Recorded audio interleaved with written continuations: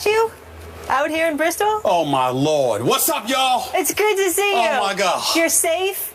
You better not have been going 95. That was my concern. I'm not going to tell the police what I did, but I will tell you this. It took me 2 hours just to get through New York City. I don't know what the hell was going on, but I'm here, my man. How you doing? Tri-State's finest. Did you hold it down for me? No, I did not. We struggled through the first hour. Oh, nobody watched, but now they have all come back to their television Come on now, sets. let's go. Yeah. Let's go. I can only imagine what Guess you were what we're saying going to start with? This is punishment. I was getting away with near murder without my you. goodness. This is punishment right now. I did suggest that you overslept, but that's not true. I know I'm just kidding. I know why I wake up early every morning. Darren and Brian did hold it down, though. Yeah. I love you, man.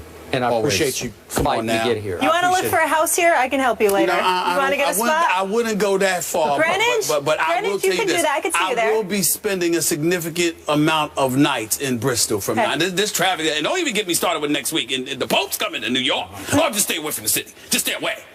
Just stay away. Well, that's my word to you. Just stay away. That's right. Okay. That's what I'm doing. Let's Stay up roll. here. Let's go. First take goes house hunting for Stephen A. in Bristol. Tony Romo and the Cowboys travel to Philly this weekend for a big Week 2 matchup. Romo coming off an impressive performance against the Giants, leading Dallas on a game-winning comeback drive in the final minute. Eagles coach Chip Kelly didn't hold back in the praise for the Cowboys quarterback.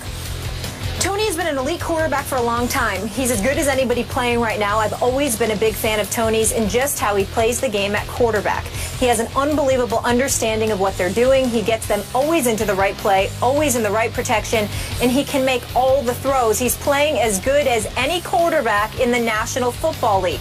Since the start of Week 10 last season, when Romo came back from a back injury that forced him to miss one game, listen to this, Skip Bayless. He leads the NFL. I'll tell you this again. In completion percentage, and the best stat of all time, total QBR. I love QBR. You are a stats maven. And he's tied. Impressive. Just call me Stat Girl. And he's tied for most touchdown passes. Stephen A., where does Tony Romo rank amongst the best quarterbacks in the NFL? Let me say something right now. Nice watch. I was annoyed when I saw this quote from Chip Kelly. I really, really was. It was quotes plural because he went on and on and on. He went on and on and on and on and on. I want to make sure that I preface my comments by saying that I know that Tony Romo is gifted. I know that he's no scrub, considering the fact that he was no first-round pick, that the expectations were minimal and all of this other stuff. I totally get Skip Bayless. This is Tony Romo we're talking about here. Undrafted. This is Tony Romo we're talking about here. Skip Bayless, I'm looking at his numbers right now. 33,626 yards already, 65 completion percentage. I mean, completed about 65% of his passes. QBR, that's gone out there. The quarterback rating last year of 103, 113 the year before that. Tony Romo can ball. Nobody is making that argument. But let me tell you what makes me sick to my stomach. Here we go. About this quote from Chip Kelly. I am sorry. When is the requirement for winning going to be paramount? Last time I checked, when you talk about a quarterback, it's about what you do when it counts. How many games has Tony Romo been in that actually count? This is his 10th year as a starting quarterback in the National Football League. What is his record? 2-4. How many playoffs has he been in? 1, 2, 3, 4. That means 5 going on 6. And this man has missed the playoffs, okay? I am so sick and tired of everybody sitting there and kissing Tony Romo's you-know-what as if he's some Super Bowl champion. I am sorry, Dallas Nation, Cowboy Nation, the pathetic fans that they are. I can't stand any of y'all. That's right, I said it. I'm talking about the fans. I'm talking about the fans, okay? Here's my deal. I just want to know. The stadium is in Arlington, Texas, right? And I do believe that Dallas, the city of Dallas, Texas, I recall there being a parade for the Dallas Mavericks back in 2010. I recall there being a parade when Michael Irvin and Emmitt Smith and Troy Aikman won the team back in 1995 with Barry Switzer, or 2 years, 3 in the last 4 years, not the year before that, but the year before that, the 2 years before that, with Jimmy Johnson as their coach. I recall that. But in the last 20 years, I don't recall seeing any parade in Dallas. More importantly than that, on top of it all, I don't recall seeing anything when it comes to Tony Romo. So I can't take it. This dude, he can ball. He's no scrub. But Tony Romo is relevant from September through December. Come January and on, there's usually a missing persons report out for him, okay? So I'm getting really sick and tired of all of this Tony Romo love. Could the man step up and produce in the postseason? Can we get it done? Can we stop hearing Skip Bayless say, that was a catch? Okay, can we stop that? We heard it this morning. You missed it. Can we stop that? Crime of the century, that's all it was. Crime of the century. It's getting on my nerves. It's getting on my nerves. I have one question. How much Diet Mountain Dew did you drink on your 4-hour drive up here? All I drank was water. I don't believe it. All I drank was water. Is it laced with caffeine? No, it is not. You're out of your mind. No, it is not. Yeah. No, it is not. I'm wired, man. I'm wired. Yes, you are. Ready to go. Okay, listen, I've been waiting to talk about this because I'm really getting sick and tired of this. When are you going to, and you know what? By the way, I'm glad you brought this up. I'm glad you interjected by asking me this question. Because may I say this affectionately? You disgust me. And I'm going to tell you why you personally disgust me, Skip Bayless. Because a couple of years ago, I thought I had you. I thought I had you. You have seen the light. At least I thought. You said, I'm done. I've lost faith in Tony Romo. Blah, blah, blah, blah, I blah. did. And now because of a regular season where the Dallas Cowboys went 12-4 by giving the ball to DeMarco Murray 392 times, by giving him 57 additional touches, by having him touch the ball 449 times, protecting Tony Romo along the way before he was shipped out of town unceremoniously because Jerry Jones didn't want to give him his money, but he gave Tony Romo, who at the time had a grand total of 1 playoff victory on his resume, a $108 million deal, $55 million in guaranteed money. Money well spent. Are you really kidding me? This is really disgusting. I'm getting sick and tired of all the Tony Romo love. I respect the hell out of him. But could you do something in the postseason? Pretty please with sugar on top? I'd really, really appreciate it. Okay. I have a couple of questions for you. What questions, man? Once upon a time on this show, did I not call him Tony Romeo? Do you remember those You called names? him Lil Romeo. I called him a lot of things. I called him some names off the air that I would never say on the air because I was sick and tired of Tony Romeo, who became that is accurate. Who became Tony Ono. You are in mid-show form already. You've lost your way. You've lost your way. I have not lost my way. Wait a minute. I found my quarterback. I didn't lose my way. I found my quarterback because Tony Romo's career did not begin until last regular season. I've told you 29 times that it won't go through that thick skull of yours into your brain, which is considerable, that Tony Romo has grown up on and off the field. He has become a father and a husband and a leader of the Dallas Cowboys, and his back surgery required him to give up his first love, which is golf. He can't play. He's told friends of his, I will never play golf again because I can't risk my back. I'm afraid from game to game that he risks his back thanks to that cheap shot of one of those New York Giants on that interception. You know, his back. I have no recollection of that. I have no recollection of that whatsoever. You mean the quarterback was in the middle of the play trying to get the guy that he threw the interception trying to get out of the way. Really? Trying to get out of the way. From behind. Trying to get out of the way. By a cheap shot in New York. Trying to get out of the end zone. Got out of the way right by the end zone. You know I'm right about this. I don't know what you're talking about. Okay. All I know is that last year I saw a new guy. And unlike you, I don't get dug in on my opinions. I'm willing to change. Really? Yeah.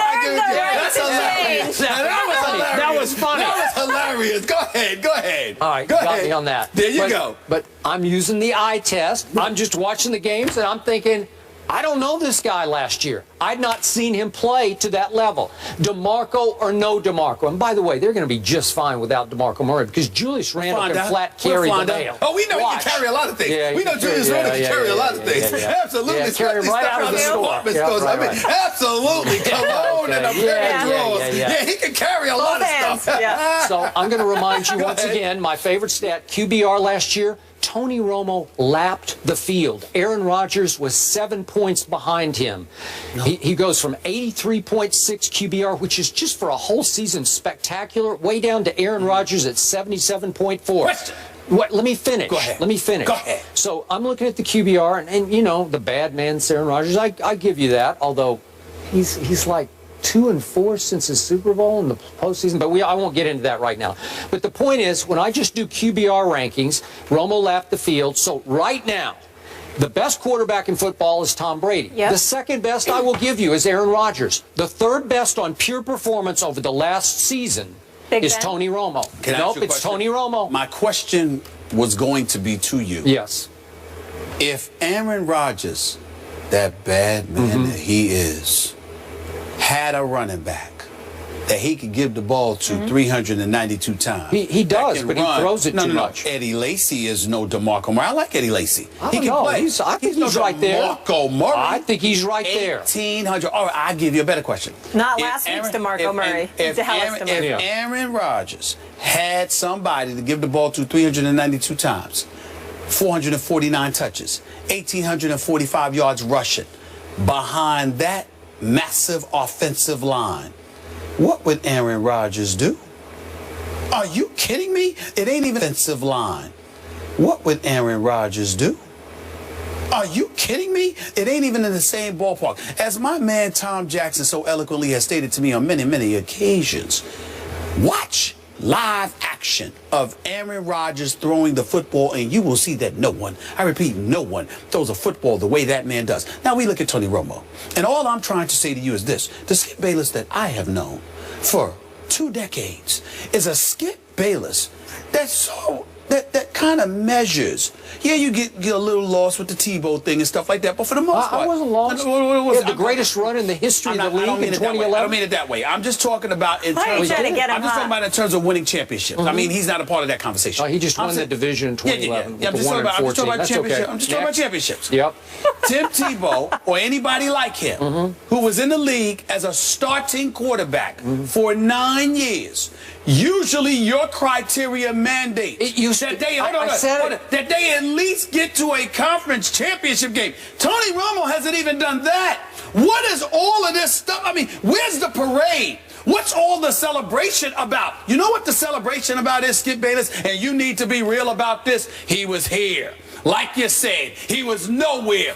And then somehow, some way he saw the light and came into relevancy with most of the other NFL quarterbacks in the NFL. That is what happened. Because prior to that, prior to last season, there were 4 consecutive seasons, a 6-10 season, and then after that, 3 consecutive 8-8 seasons where they lost on the last game of the regular season to one of their division rivals for the division crown. That is Tony Romo's resume. In 1 year, he shows up, and he's the second coming of Johnny Unitas or Joe Namath or somebody? Yep. This is ridiculous. He's Namath plus Unitas, all rolled into one. Really? Yeah. Says who? Because you know what? He won 2 playoff games last year. He won 2 and could have won 3 if the second one hadn't been stolen from him by the referee. He didn't win, did he? Huh? You can't win when it's stolen from you. You lost. Well, that's what they said, but he actually won the game. Did he make the throw to win the game to Des Bryant? Did he make the throw? Did the Green Bay Packers play in the NFC Championship game, or was it the Dallas Cowboys? The NFC Championship game? The NFC Championship game. It was the Green Bay Packers versus the Seattle Seahawks. Yes, it was not the Dallas Cowboys that played in that NFC Championship game. If they had. Wait a second.